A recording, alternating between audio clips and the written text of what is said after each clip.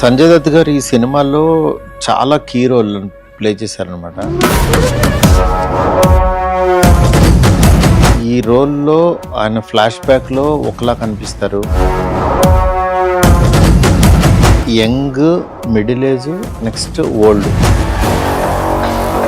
3 వేరియేషన్స్లో కనిపిస్తారు. కనిపిస్తూ ఇందులో ఒక గోస్ట్ రోల్ కూడా ప్లే చేశారు. సంజయ్ దత్ గారిని మనం ఒక విలన్ గాను, ఒక హీరో గాను బాలీవుడ్ సినిమాల్లో రకరకాలుగా చూసాం.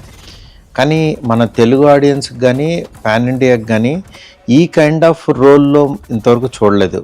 అంటే 3 వేరియేషన్స్ ఉంటే పక్కన పెడితే నెక్స్ట్ మన ఒంట్లో ఉండే ఒక పర్సన్ లాగా సంజయ్ దత్ గారు అనిపిస్తూ ఈ సీన్స్ అన్నిటిలోనూ అసలు ఆయన చిన్న చిన్న మైన్యూట్ డీటెయిల్స్ చాలా బాగా చేశాడు.